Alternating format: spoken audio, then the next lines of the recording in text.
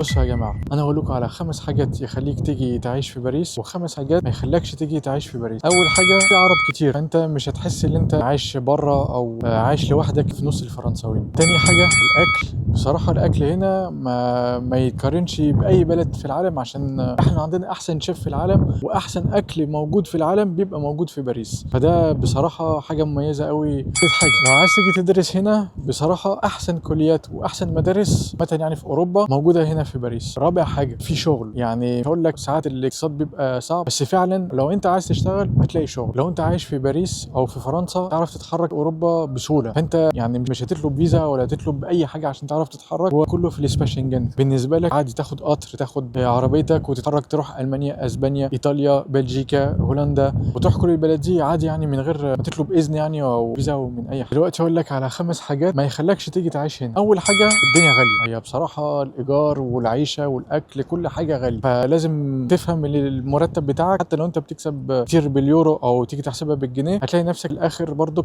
ما عرفتش تحوش كتير عشان من كتر ما الدنيا غاليه. تاني حاجه الجو. مع ان النهارده الجو شمس وكل حاجه، بس معظم الوقت الجو تلج وجو ساقعه، تشتي كتير قوي، فده حاجه بخيله قوي. تالت حاجه، عايز تاخد الاوراق، بصراحه صعب قوي. هم فرنسا بيوجعوا في دماغ الناس عشان ما يقدروش يعملوا الاوراق، او يخلوا الحكايه تبقى صعبه قوي لدرجه ان انت خلاص تقول مش عايز انا اعمل اوراق ولا اي حاجه. ودلوقتي كمان لو عايز تاخد الجنسيه، يعني مش هقول لك مستحيل، بس مستحيل. رابع حاجه الدنيا هنا سريعه قوي. لما تيجي تعيش في باريس ما تحسش بالوقت بيعدي عشان من كتر الشغل ومن كتر المواصلات اللي انت تاخدها او الزحمه اللي انت تمشي فيها بالعربيه، فمش هتحس خالص ان انت عايش او بتستمتع بالوقت عشان اصلا ما فيش وقت. خامس حاجه، هي بصراحه العيش هنا صعب بالنسبه لواحد متعود على العيشه في مصر. هو كل واحد في حاله هنا بصراحه، فده يعني صعب بالنسبه لك تعرف تعمل صحاب او تتعامل مع الناس، عشان كل واحد مركز في حياته ومركز في شغله، فما بيخليش فرصه ان انت تعرف تتعامل مع الناس. يلا بس كده. لو عايز تتفرج على فيديو تاني ما تنساش ما تعملش لايك، ما تعملش فولو. سالو.